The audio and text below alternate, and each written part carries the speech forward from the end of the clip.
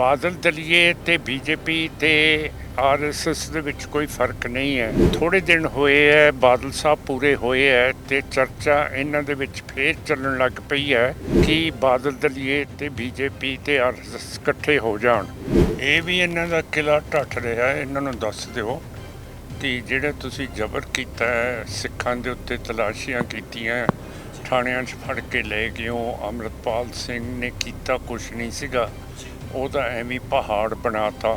ਅਸਾਮ ਡਿਬਰੂਗੜ੍ਹ ਦੇ ਜੇਲ੍ਹਾਂ ਦੇ ਵਿੱਚ ਨੌਜਵਾਨ ਭੇਜਤੇ। ਉਹ ਸਿੱਖ ਕੌਮ ਨੂੰ ਤੇ ਪੰਜਾਬੀਆਂ ਨੂੰ ਰੜਕਦੇ ਬਹੁਤ ਹੈ। ਅੰਗਰੇਜ਼ ਤਾਂ ਭੇਜਦੇ ਹੁੰਦੇ ਸੀਗੇ ਐਂਡੇਮਨ ਤੇ ਇਹ ਕਾਲੇ ਪਾਣੀ, ਤੇ ਇਹਨਾਂ ਨੇ ਇਹ ਅਸਾਮ ਦੇ ਜੇਲ੍ਹ ਲੱਭ ਲਏ। ਮੈਂ ਨਹੀਂ ਸਮਝਦਾ ਕਿ ਇਹ ਕਾਮਯਾਬ ਪਾਰਟੀ ਹੋਈ ਹੈ, ਕਿਉਂ ਕਰਕੇ ਇਹ ਵੀ ਇੱਕ ਬੀਜੇਪੀ ਆਰਐਸਐਸ ਦਾ ਇੱਕ ਹਿੱਸਾ ਅੰਗ ਹੈਗੇ ਹੈ ਜਿਹੜਾ ਹਿੰਦੂਤਵ ਨੂੰ ਉੱਤੇ ਲੈ ਕੇ ਆਉਣਾ ਚਾਹੁੰਦੇ ਹੈ।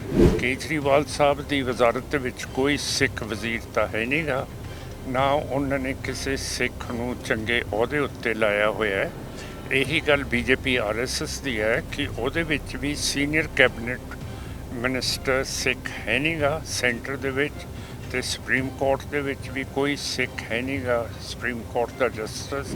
ਜਲੰਧਰ ਦੀ ਜਿਮਣੀ ਚੌਣ ਤੇ ਦੁਨੀਆ ਦੇ ਕਿਸੇ ਵੀ ਕੋਨੇ ਤੇ ਜਿੱਥੇ ਵੀ ਪੰਜਾਬੀ ਵਸਦਾ ਉਹਦਾ ਧਿਆਨ ਜਲੰਧਰ ਦੀ ਜਿਮਣੀ ਚੌਣ ਤੇ ਆ। ਸੋ ਸਾਡੇ ਨਾਲ ਨੇ ਸ਼੍ਰੋਮਣੀ ਅਕਾਲੀ ਦਲ ਅੰਮ੍ਰਿਤਸਰ ਦੇ ਪ੍ਰਧਾਨ ਔਰ ਸੰਗਰੂਰ ਤੋਂ ਮੈਂਬਰ ਪਾਰਲੀਮੈਂਟ ਸਰਦਾਰ ਸਿਮਰਜੀਤ ਸਿੰਘ ਜੀ ਮਾਨ ਸਾਡੇ ਨਾਲ ਨੇ। ਸਭ ਤੋਂ ਪਹਿਲਾਂ ਅਸੀਂ ਆਪਣੇ ਚੈਨਲ ਤੇ ਉਹਨਾਂ ਦਾ ਸਵਾਗਤ ਕਰਦੇ ਹਾਂ। ਮਾਨ ਸਾਹਿਬ, ਵਾਹਿਗੁਰੂ ਜੀ ਕਾ ਖਾਲਸਾ, ਵਾਹਿਗੁਰੂ ਜੀ ਕੀ ਫਤਿਹ। ਤੇ ਮਾਨ ਸਾਹਿਬ, ਮੈਂ ਪੁੱਛਣਾ ਚਾਹੁੰਦਾ ਵੀ ਜਿਵੇਂ ਮਾਲਵੇ ਦੇ ਲੋਕਾਂ ਨੇ ਆਪ ਜੀ ਨੂੰ ਫਤਵਾ ਦਿੱਤਾ ਹੈ, ਕਿਉਂਕਿ ਨਵੀਂ ਸਰਕਾਰ ਦੇ ਵਿੱਚ ਦੂਸਰੀ ਵਾਰ ਜਿਮਣੀ ਚੋਣ ਹੋਣ ਜਾ ਰਹੀ ਹੈ, ਤੇ ਜਿਵੇਂ ਮਾਲਵੇ ਦੇ ਲੋਕਾਂ ਨੇ ਫਤਵਾ ਦਿੱਤਾ ਹੈ ਕਿ ਦੁਆਬੇ ਦੇ ਲੋਕਾਂ ਦਾ ਰਿਸਪੌਂਸ ਕਿਹੋ ਜਿਹਾ ਮਿਲ ਰਿਹਾ ਆਪ ਜੀ ਨੂੰ? ਬਹੁਤ ਸੋਹਣਾ ਮਿਲ ਰਿਹਾ ਜੀ। ਜਿਵੇਂ ਮਾਲਵੇ 'ਚ ਮਿਲ ਰਿਹਾ ਸੀ ਉਸੇ ਤਰ੍ਹਾਂ ਦੁਆਬੇ 'ਚ। ਕੌਮ ਇੱਕੋ ਹੀ ਹੈ, ਤੇ ਦੁਆਬੇ ਤੇ ਮਾਲਵੇ ਦੇ ਵਿੱਚ ਇਹ ਫਰਕ ਹੈ ਕਿ ਮਾਲਵੇ ਦੇ ਲੋਕਾਂ ਨੇ ਮਹਾਰਾਜਾ ਰਣਜੀਤ ਸਿੰਘ ਆਜ਼ਾਦੀ ਦਾ ਮੁਲਕ ਨਹੀਂ ਦੇਖਿਆ, ਤੇ ਇੱਥੋਂ ਦੇ ਲੋਕਾਂ ਨੇ ਮਹਾਰਾਜਾ ਰਣਜੀਤ ਸਿੰਘ ਇੱਕ ਸਟੇਟ ਦੇਖੀ ਹੋਈ ਹੈ, ਤੇ ਇਹਨਾਂ ਦੇ ਵਿਚਾਰ ਵੀ ਉਹੋ ਜਿਹੇ ਹੈਗੇ ਹੈ ਆਜ਼ਾਦੀ ਦੇ। ਸੋ ਇਹ ਬਹੁਤ ਸੋਹਣੀ ਤਰ੍ਹਾਂ ਚੱਲ ਰਹੇ ਹੈ ਤੇ ਬਹੁਤ ਹੈਲਪ ਕਰ ਰਹੇ ਹੈ।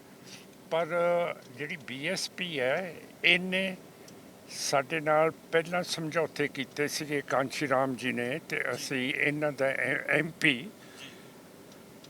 1999 ਦੇ ਵਿੱਚ ਪਾਰਲੀਮੈਂਟ ਦੇ ਵਿੱਚ ਫਲੋਰ ਤੋਂ ਭੇਜਿਆ ਸੀਗਾ। ਹੁਣ ਇਹਨਾਂ ਨੇ ਬਹੁਤ ਭਾਰੀ ਗਲਤੀ ਕੀਤੀ ਹੈ ਕਿ ਇਹਨਾਂ ਨੇ ਬਾਦਲ ਦਲੀਆਂ ਦੇ ਨਾਲ ਸਾਂਝ ਪਾ ਲਈ ਹੈ। ਬਾਦਲ ਦਲੀਏ ਤੇ ਬੀਜੇਪੀ ਤੇ ਆਰਐਸਐਸ ਦੇ ਵਿੱਚ ਕੋਈ ਫਰਕ ਨਹੀਂ ਹੈ। ਹੁਣ ਥੋੜੇ ਦਿਨ ਹੋਏ ਹੈ, ਬਾਦਲ ਸਾਹਿਬ ਪੂਰੇ ਹੋਏ ਹੈ, ਤੇ ਚਰਚਾ ਇਹਨਾਂ ਦੇ ਵਿੱਚ ਫੇਰ ਚੱਲਣ ਲੱਗ ਪਈ ਹੈ ਕਿ ਬਾਦਲ ਦਲੀਏ ਤੇ ਬੀਜੇਪੀ ਤੇ ਆਰਐਸਐਸ ਇਕੱਠੇ ਹੋ ਜਾਣ। ਤੇ ਜਿਹੜੇ ਨਵੇਂ ਇਲੈਕਸ਼ਨ ਆ ਰਹੇ ਆ ਅਗਲੇ ਸਾਲ ਪਾਰਲੀਮੈਂਟ ਦੇ ਵਿੱਚ, ਉਹਦੇ 'ਚ ਬੀਜੇਪੀ ਤੇ ਆਰਐਸਐਸ ਦਾ ਮਤਾ ਹੈਗਾ ਕਿ ਅਸੀਂ ਇੰਡੀਆ ਨੂੰ ਹਿੰਦੂ ਰਾਸ਼ਟਰ ਬਣਾ ਦੇਣਾ। ਜੇ ਹਿੰਦੂ ਰਾਸ਼ਟਰ ਬਣ ਗਿਆ ਤਾਂ ਜਿਹੜੇ ਬ੍ਰਾਹਮਣਵਾਦ, ਆਰੀਅਨ ਸੋਚ ਹੈ, ਜਿਹੜੀ ਮਨੁਸਮ੍ਰਿਤੀ ਹੈ, ਜਿਹਦੇ ਕਰਕੇ ਬਿਲਕੁਲ ਜਾਤ ਪਾਤ ਦੇ ਵਿੱਚ ਆ ਕੇ ਸਾਨੂੰ ਦੱਬ ਕੇ ਬ੍ਰਾਹਮਣਵਾਦ ਨੇ ਰੱਖਿਆ ਹੈ, ਤਾਂ ਫਿਰ ਇਹ ਬੀਐਸਪੀ ਇਹ ਕੀ ਕਰੂਗੀ ਜੇ ਇਹ ਇਸ ਨੇ ਮਨੂਵਾਦ ਪਾਰਟੀ ਨੂੰ ਵੋਟਾਂ ਪਾਤੀਆਂ, ਜਿਹੜੀ ਕਹਿੰਦੀ ਹੈ ਕਿ ਜਿਹੜਾ ਭਗਵਾਨ ਦਾ ਨਾਂ ਲਊਗਾ ਉਹਦੀ ਜੀਭ ਕੱਟ ਦਿਆਂਗੇ, ਜਿਹੜਾ ਭਗਵਾਨ ਦਾ ਨਾਂ ਸੁਣੂਗਾ ਉਹਦੇ ਕੰਨਾਂ ਦੇ ਵਿੱਚ ਲੋਹਾ ਢਾਲ ਕੇ ਪਾ ਦੇਵਾਂਗੇ। ਸੋ ਇਹ ਬਹੁਤ ਖਤਰੇ ਵਾਲੀ ਗੱਲ ਹੈ ਕਿ ਮਸਾਂ ਅਸੀਂ ਜਾਤ ਪਾਤ ਤੋਂ ਗੁਰੂ ਨਾਨਕ ਸਾਹਿਬ ਨੇ ਉੱਤੇ ਤੇ ਬਰਾਬਰ ਕਰਤਾ, ਤੇ ਹੁਣ ਇਹ ਫੇਰ ਲੋਕ ਸਮਝਦੇ ਨਹੀਂ।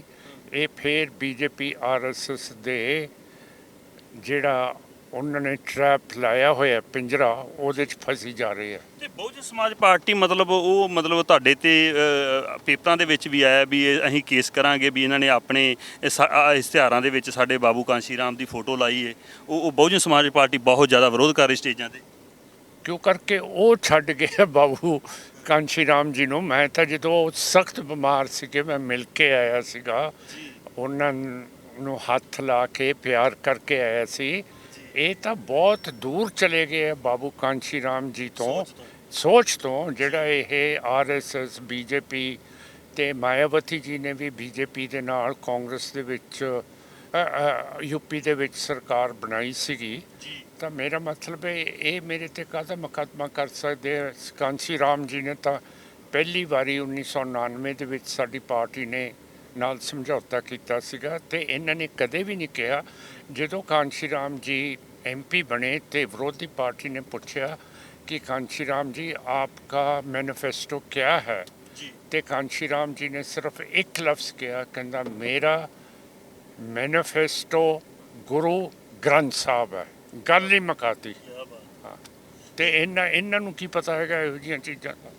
ਤੇ ਨਵੀਂ ਸਰਕਾਰ ਦੀ ਕਾਰਜਕਾਰੀ ਨੂੰ ਕਿਵੇਂ ਵੇਖਦੇ ਜੇ ਵੀ ਸਾਲ ਦੇ ਵਿੱਚ 2 ਵਾਰ ਜਿਮਣੀ ਚੋਣ ਹੋਈ ਏ। ਪਿਛਲੇ ਸਾਲ ਆਪ ਜੀ ਬੜੇ ਬਹੁਮਤ ਦੇ ਨਾਲ ਜਿਹੜੀ ਉਹ ਸੰਗਰੂਰ ਨੂੰ ਆਪਣੀ ਰਾਜਧਾਨੀ ਕਹਿੰਦੇ ਸੀ ਨਾ ਆਮ ਆਦਮੀ ਪਾਰਟੀ, ਤੇ ਇਸ ਵਾਰ ਮਤਲਬ ਉਹ ਕਹਿ ਰਹੇ ਨੇ ਵੀ ਜਲੰਧਰ ਨੂੰ ਰਾਜਧਾਨੀ ਬਣਾਵਾਂਗੇ ਤੇ ਪਹਿਲੀ ਰਾਜਧਾਨੀ ਤੇ ਤੁਸੀਂ ਜਿੱਤ ਪ੍ਰਾਪਤ ਕਰ ਲਈ ਤੇ ਦੂਜੀ ਕਿਵੇਂ ਵੇਖਦੇ ਜੇ ਇਹਨਾਂ ਦੀ 1 ਸਾਲ ਦੀ ਕਾਰਜਕਾਰੀ ਨੂੰ?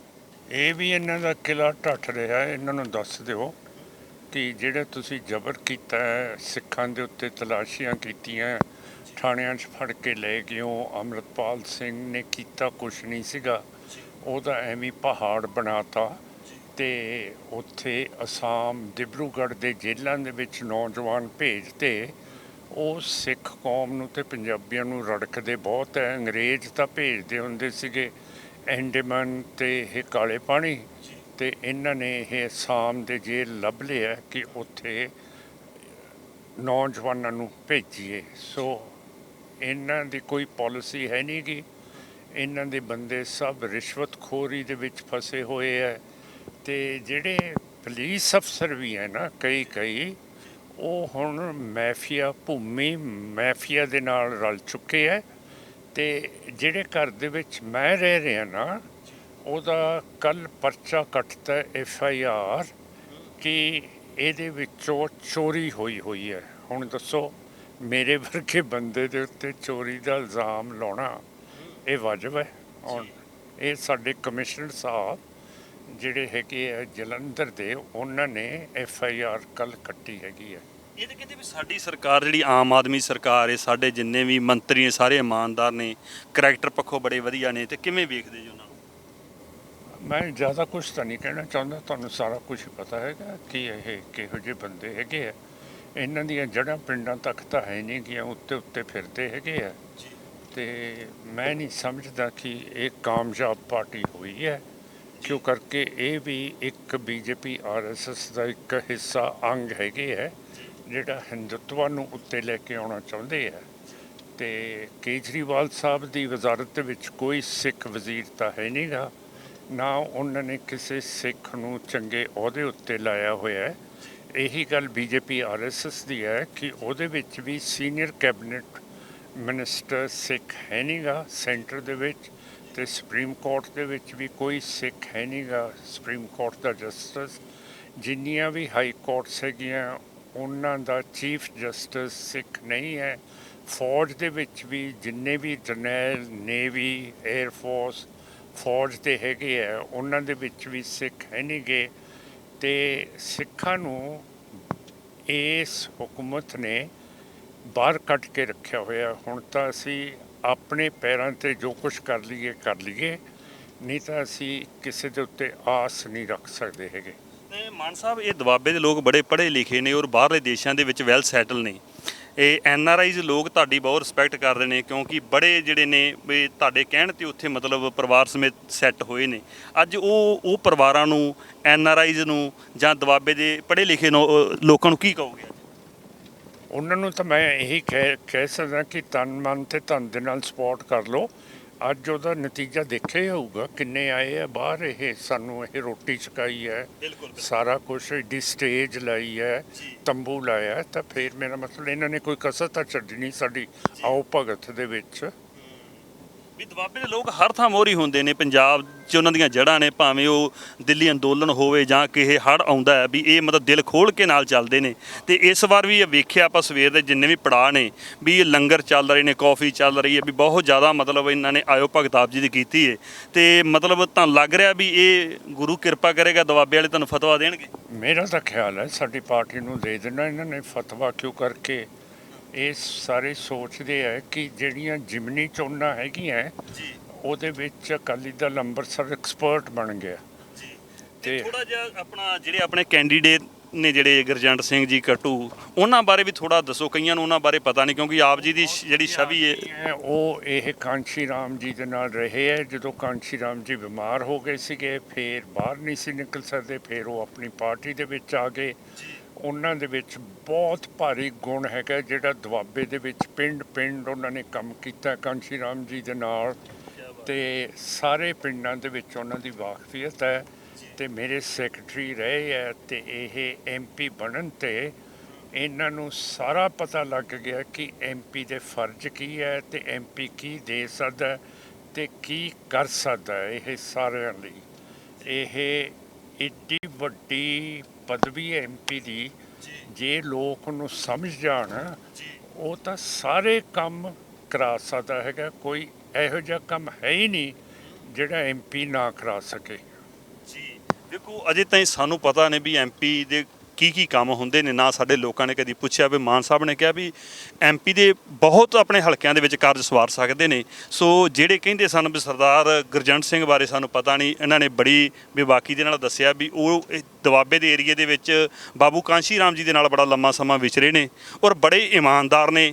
ਮਾਨ ਸਾਹਿਬ ਦੇ ਨਾਲ ਵੀ ਬੜਾ ਲੰਮਾ ਸਮਾਂ ਵਿਚਰੇ ਨੇ, ਔਰ ਉਹਨਾਂ ਨੂੰ ਪਤਾ ਹੈ ਵੀ ਮੈਂਬਰ ਪਾਰਲੀਮੈਂਟ ਦੇ ਕੀ ਫਰਜ਼ ਹੁੰਦੇ ਨੇ, ਕੀ ਕੰਮ ਹੁੰਦੇ ਨੇ। ਵੀ ਕਈ ਥੱਲੇ ਕਮੈਂਟਾਂ ਦੇ ਵਿੱਚ ਇਹ ਗੱਲ ਕਰਦੇ ਸਨ ਵੀ ਉਹ ਚਿਹਰਾ ਜਿਹੜਾ ਵੀ ਨਾ ਜਾਣਿਆ ਪਛਾਣਿਆ ਨਹੀਂ। ਜਿਵੇਂ ਮਾਨ ਸਾਹਿਬ ਜਿਮਣੀ ਚੋਣ ਦੇ ਵਿੱਚ ਇੱਕ ਚਿਹਰਾ ਬੜਾ ਨਾਮਵਰ ਸੀ, ਦੁਨੀਆ ਦੇ ਵਿੱਚ ਫੇਮਸ ਸੀ ਚਿਹਰਾ, ਵੀ ਚਿਹਰੇ ਨੂੰ ਵੋਟ ਪਈ ਸੀ। ਪਰ ਮਾਨ ਸਾਹਿਬ ਦੱਸ ਰਹੇ ਨੇ ਵੀ ਇਹ ਵੀ ਜਿਹੜੇ ਨੇ ਸਾਡੇ ਨਾਲ ਰਹੇ ਨੇ, ਵੀ ਇਹਨਾਂ ਤੇ ਵਿਸ਼ਵਾਸ ਕਰੋ। ਔਰ ਬਾਬੂ ਕਾਂਸ਼ੀ ਰਾਮ ਦੇ ਨਾਲ ਵੀ ਇਹ ਲੰਮਾ ਸਮਾਂ ਵਿਚਰੇ ਨੇ। ਅਖੀਰ ਦੇ ਵਿੱਚ ਮਤਲਬ ਇਲੈਕਸ਼ਨ ਕਿੱਦਣ ਹੈ ਤੇ ਕਿੱਦਣ ਚੋਣ ਪ੍ਰਚਾਰ ਖਤਮ ਹੋ ਰਿਹਾ ਮਾਨ ਸਾਹਿਬ?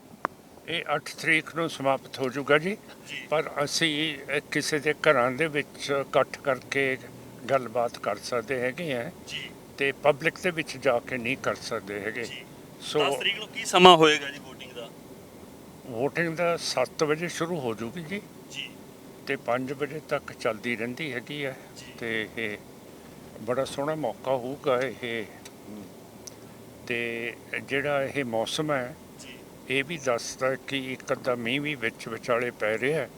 ਸੋ ਲੋਕੀ ਬੜੇ ਤਕੜੇ ਹੋ ਕੇ ਬਾਹਰ ਨਿਕਲ ਕੇ ਵੋਟ ਪਾਉਣ ਆਉਣਗੇ। ਸੋ ਧੰਨਵਾਦ।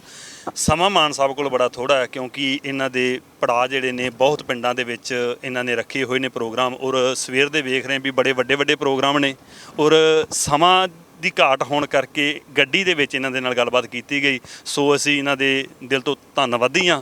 ਹਾਲਾਂਕਿ ਵੇਖੋ, ਉਹ ਆਪਣੇ ਆਪ ਨੂੰ ਬਿਰਧ ਨਹੀਂ ਮੰਨਦੇ, ਬਜ਼ੁਰਗ ਨਹੀਂ ਮੰਨਦੇ, ਕਹਿੰਦੇ ਮੈਂ ਅਜੇ ਵੀ ਜਵਾਨ ਹਾਂ। ਵੀ ਜਿਨ੍ਹਾਂ ਦੇ ਅੰਦਰ ਕੌਮ ਦਾ, ਪੰਥ ਦਾ ਜਾਂ ਪੰਜਾਬ ਦਾ ਦਰਦ ਹੋਵੇ, ਉਹ ਆਪਣੇ ਆਪ ਨੂੰ ਬੁੱਢੇ ਨਹੀਂ ਮੰਨਦੇ। ਪਰ ਅਸੀਂ ਮੰਨਦੇ ਹਾਂ ਵੀ ਇਹ ਵੇਖੋ ਫਿਰ ਵੀ ਇਸ ਉਮਰ ਦੇ ਵਿੱਚ ਇਹ ਸਾਡੇ ਲਈ ਲੜ ਰਹੇ ਨੇ। ਇਹ ਪੰਜਾਬ ਦੇ ਦਰਦ ਲੈ ਕੇ ਚੱਲ ਰਹੇ ਨੇ, ਕੌਮ ਦਾ ਦਰਦ ਲੈ ਕੇ ਚੱਲ ਰਹੇ ਨੇ। ਜਿਵੇਂ ਪਹਿਲਾਂ ਵੀ ਸਟੇਜ ਤੋਂ ਬੜਿਆਂ ਨੇ ਕਿਹਾ ਵੀ ਬੜੇ ਬਦਲਾਅ ਆ ਗਏ ਰਾਜਨੀਤੀ ਦੇ ਵਿੱਚ, ਬੜਿਆਂ ਨੇ ਡੱਡੂ ਛਾਲਾਂ ਮਾਰੀਆਂ, ਪਰ ਮਾਨ ਸਾਹਿਬ ਦਾ ਸਟੈਂਡ ਇੱਕ ਹੀ ਰਿਹਾ ਸ਼ੁਰੂ ਤੋਂ ਲੈ ਕੇ ਹੁਣ ਤੱਕ। ਬੜੇ ਪੜ੍ਹੇ ਲਿਖੇ ਔਰ ਬੜੇ ਹੀ ਸੂਝਵਾਨ ਨੇ, ਹਰ ਮੁੱਦੇ ਨੂੰ ਬੜੀ ਬਾਕੀ ਦੇ ਨਾਲ ਦੁਨੀਆ ਦੀ ਕਚਹਿਰੀ ਦੇ ਵਿੱਚ ਰੱਖਦੇ ਨੇ, ਪਾਰਲੀਮੈਂਟ ਦੇ ਵਿੱਚ ਵੀ ਰੱਖਦੇ ਨੇ। ਸੋ ਉਹਨਾਂ ਦੇ ਬੜੇ ਹੀ ਰਾਈਟ ਹੈਂਡ ਮੰਨੇ ਜਾਂਦੇ ਜਿਹੜੇ ਗੁਰਜੰਟ ਸਿੰਘ ਜੀ ਕੱਟੂ ਖੜੇ ਨੇ। ਸੋ ਉਹਨਾਂ ਵੱਲੋਂ ਅਪੀਲ ਹੈ ਵੀ ਸੰਗਤ ਨੂੰ ਵੀ ਉਹਨਾਂ ਨੂੰ ਹੁਮ ਹਮਾ ਕੇ। ਇੱਕ ਦਰਸ਼ਕਾਂ ਨੂੰ ਬਹੁਤ ਅਫਸੋਸ ਵਾਲੀ ਗੱਲ ਦੱਸਣੀ ਹੈ ਕਿ ਸਿੱਖ ਕੌਮ ਦਾ ਆਜ਼ਾਦੀ ਦਾ ਘੁਲਾਟੀਆ ਜਰਨੈਲ ਅੱਜ ਪਾਕਿਸਤਾਨ ਦੇ ਵਿੱਚ ਕਤਲ ਹੋ ਗਿਆ ਹੈ, ਪਰਮਜੀਤ ਸਿੰਘ ਪੰਜਵਾੜ। ਤੇ ਮੈਂ ਆਸ ਕਰੂੰਗਾ, ਸੈਂਟਰ ਨੂੰ ਵੀ ਕਹੂੰਗਾ ਕਿ ਤੁਸੀਂ ਆਪਣਾ ਦਿਲ ਵੱਡਾ ਕਰਕੇ ਤੇ ਉਹਨਾਂ ਦੇ ਸਰੀਰ ਨੂੰ ਉਹਨਾਂ ਦੇ ਪਿੰਡ ਹੀ ਭੇਜੋ, ਜਿੱਥੇ ਉਹਨਾਂ ਦਾ ਸੰਸਕਾਰ ਕਰਾ ਦਿੱਤਾ ਜਾਈਏ ਦੀਏ ਗੁਰਮਰਿਆਦਾ ਦੇ ਨਾਲ। ਪਿੰਡ ਪੰਜਵੜ ਉਹਨਾਂ ਦੇ? ਹਾਂ। ਸੋ ਮਾਨ ਸਾਹਿਬ ਕਹਿ ਰਹੇ ਨੇ ਵੀ ਸਿੱਖ ਕੌਮ ਦੇ ਇੱਕ ਜੁਝਾਰੂ ਸਨ ਪਰਮਜੀਤ ਸਿੰਘ ਜੀ ਪੰਜਵੜ, ਪਾਕਿਸਤਾਨ ਉਹਨਾਂ ਦਾ ਕਤਲ ਹੋ ਗਿਆ। ਵੀ ਪੰਜਾਬ ਸਟੇਟ ਨੂੰ ਵੀ ਔਰ ਸੈਂਟਰ ਸਟੇਟ ਨੂੰ ਵੀ ਇਹਨਾਂ ਨੇ ਗੱਲ ਕੀਤੀ ਵੀ ਉਹਨਾਂ ਦੀ ਜਿਹੜੀ ਇਹ ਦੇਹ ਜਿਹੜੀ ਉਹਨਾਂ ਦੇ ਜੱਦੀ ਪਿੰਡ ਦੇ ਵਿੱਚ ਪਹੁੰਚਾਈ ਜਾਵੇ, ਤਾਂ ਜੋ ਗੁਰਮਰਿਆਦਾ ਅਨੁਸਾਰ ਉਹਨਾਂ ਦੇ ਆਖਰੀ ਕਿਰਿਆਕਰਮ ਹੋ ਸਕਣ। ਇਹ ਸੋ ਮਾਨ ਸਾਹਿਬ ਦੀ ਵੱਲੋਂ ਅਪੀਲ ਕੀਤੀ ਗਈ ਹੈ ਸੈਂਟਰ ਗੌਰਮੈਂਟ ਨੂੰ। ਸੋ ਮਾਨ ਸਾਹਿਬ ਦਾ ਬਹੁਤ ਧੰਨਵਾਦ। ਜਿਹੜੇ ਪਿੰਡ ਦੇ ਵਿੱਚ ਇਹਨਾਂ ਦਾ ਅਗਲਾ ਪੜਾਅ ਅਸੀਂ ਉੱਥੇ ਪਹੁੰਚ ਚੁੱਕੇ ਹਾਂ। ਸੋ ਦਿਲ ਦੀਆਂ ਗਹਿਰਾਈਆਂ ਤੋਂ ਧੰਨਵਾਦ ਸਮਾਂ ਦੇਣ ਲਈ ਮਾਨ ਸਾਹਿਬ ਜੀ। ਵਾਹਿਗੁਰੂ ਜੀ ਕਾ ਖਾਲਸਾ, ਵਾਹਿਗੁਰੂ ਜੀ ਕੀ ਫਤਿਹ।